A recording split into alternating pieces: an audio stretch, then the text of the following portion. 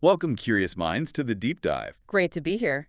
Today, we're heading back in time, late 1700s, Hi. Newburyport, Massachusetts.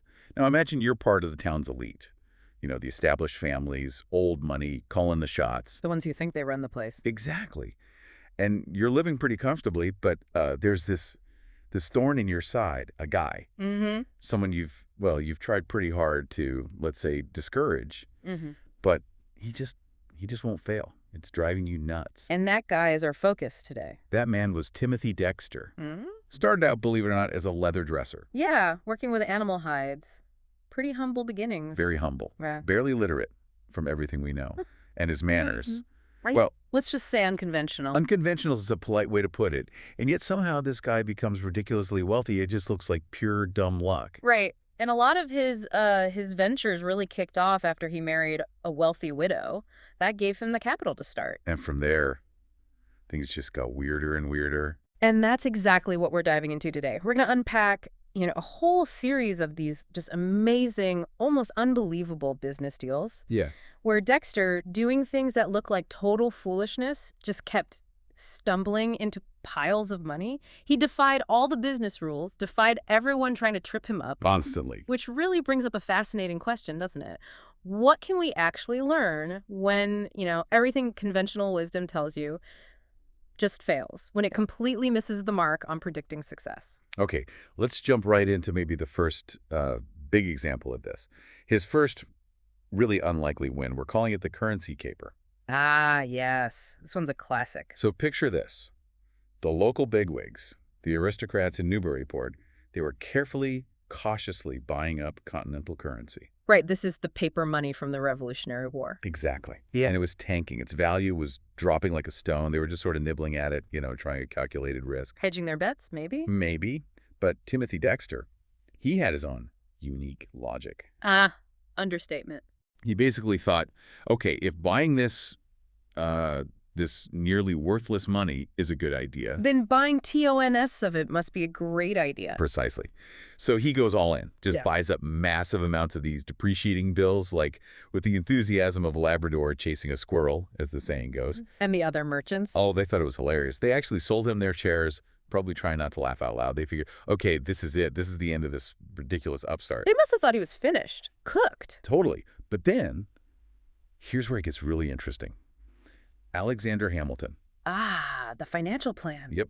Hamilton's big debt assumption plan. The federal government decides to consolidate state debts, and here's the kicker honor that depreciated continental currency at face value. Oh, wow. So overnight. Overnight, those worthless pieces of paper Dexter bought by the cartload, they became incredibly valuable. No way. His perceived foolishness suddenly turned into a massive fortune. You could just imagine the looks on the faces of the Newburyport elite. Pure horror, I bet. Just watching this guy they thought was a fool rake it all in. Absolutely. It's an amazing start, isn't it? It really is. And it just perfectly shows how, sticking too rigidly to what you think, to that conventional wisdom, Yeah. it can totally blind you. Even really smart people missed what was happening. They couldn't see outside their own box. It seems like they just couldn't grasp that sometimes a crazy gamble is just a gamble. Yeah, And Dexter's just kept paying off. it really did. It's like fortune favored the unconventional. Definitely. And, okay, you'd think after that massive stroke of, luck or whatever it was, maybe he, quit while he was ahead. Huh. Not Timothy Dexter. Not a chance. His peers, they were still convinced he was just a lucky idiot. Still trying to bring him down. So they decided to trick him. Give him some truly terrible business advice. Right. Like the warming pans? Oh, the warming pans, yes. Yeah. They convinced him to export warming pans, those metal things with long handles you put hot coals in to warm up beds. Yeah. Essential in a cold New England winter. Exactly. They told him to ship them to the West Indies, the Caribbean. Dead warmers. For the tropics. I mean, What could possibly go wrong? It sounds completely insane. What was he thinking? Or was he thinking? well, what's so fascinating here is how it played out. His agents get this shipment of warming pans in the Caribbean. Probably wondering what on earth they're supposed to do with them. Exactly. But instead of trying to sell them as bed warmers, they got creative. Or maybe just desperate. They repurposed them. Repurposed warming pans. How? Well, think about it. Long handle, big metal scoop at the end. Okay. They turned out to be perfect ladles for molasses in the sugar refineries, scooping up all that thick, sticky syrup. You're kidding me. Molasses ladles. Yep. Apparently, they were just the right tool for the job. His entire shipment sold out fast, turned another completely ridiculous idea into, yet again, a nice profit. That's just incredible. So was it Dexter having some weird instinct or just, like you said, his agents scrambling to make something work? That's the million-dollar question, isn't it? Was it foresight or just fantastic luck combined with quick thinking by others? We don't really know. Unbelievable. Okay, so he's rich, he's lucky, he's confusing everybody. But the attempts to make him fail, they didn't stop there, did they? Oh, not at all. They kept trying. Next up, cats. Cats. What about cats? They suggested he export stray cats from New England to the Caribbean. Okay, wait. Why? Well, the cover story was that they were exotic New England rat hunters. Exotic stray cats. Right.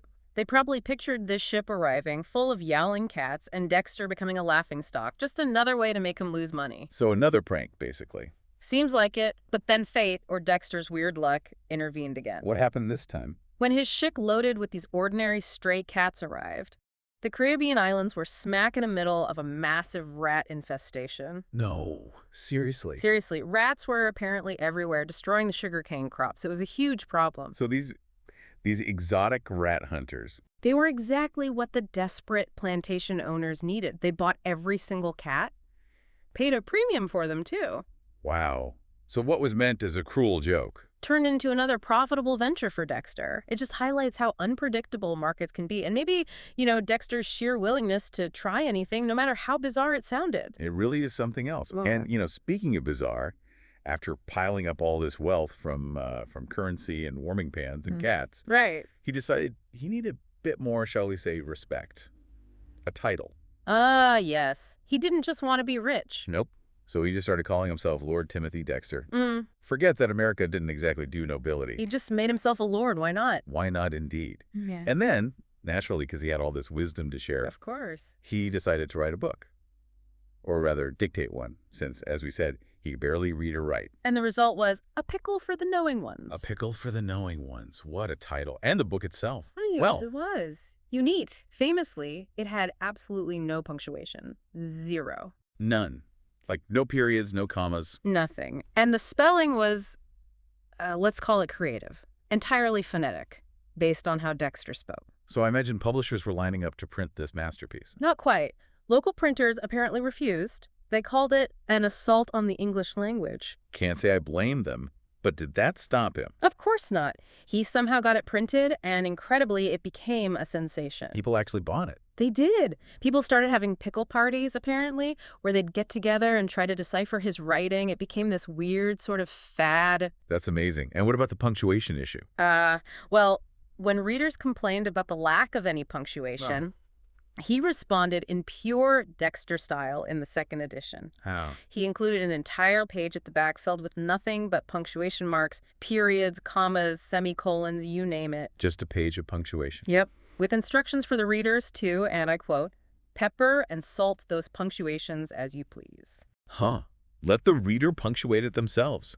That's incredible. He even managed to make his illiteracy profitable. Exactly. Even today, those rare first editions of A Pickle can sell for thousands of dollars. It's like he proved he could make money from absolutely anything. Even his own perceived flaws became a selling point. Just mind-blowing. So you look at his whole career, right? It's this bizarre path from the continental currency thing, through the warming pans, the cats, and there were others too, shipping Bibles to the East Indies where they were desperately needed by missionaries, sending coal to Newcastle. Wait, sending coal to Newcastle, isn't that the definition of pointless? Usually, yes. But wouldn't you know it, his shipment arrived right in the middle of a local coal miners' strike. You cannot be serious. I am. So his coal was suddenly in high demand. Every single time his peers tried to trick him, every time they predicted his failure. It just made him more successful. Exactly. They must have been tearing their hair out. I bet they were. So, okay, stepping back from all these crazy stories. Yeah. What does it all mean? Timothy Dexter's legacy. It's really hard to pin down, isn't it? It really is. Was he secretly some kind of unconventional genius? Did he have this, deep gut feeling for market forces that nobody else understood? Or Or was he just the luckiest damn fool who ever lived? Did fortune, as someone wrote, just positively dote on this guy? The yeah. merchants back in Newburyport, they certainly never figured out how to make him fail. They tried, but nope. And if we zoom out a bit, think about the bigger picture. Dexter's story, it really forces you to question all our usual assumptions, right? How so? Well, about what good business sense even is, about what success and failure really mean. His life sort of suggests that sometimes the Right. craziest paths, the things that look like total mistakes, can actually lead to pretty amazing results, completely unexpected outcomes. So it makes you wonder. It really does. In a world like ours that's so obsessed with, planning everything meticulously, strategy sessions, 5-year forecasts, Right. Risk mitigation. all of that, how much space do we actually leave for the wonderfully improbable, for just pure serendipity? Or maybe for having the sheer guts to be spectacularly, monumentally wrong. And just happening to have the luck for it to turn out right anyway. Exactly that. It's definitely something to ponder, isn't it, as you navigate your own work, your own ventures, and just the general surprising twists and turns of the market and maybe life itself.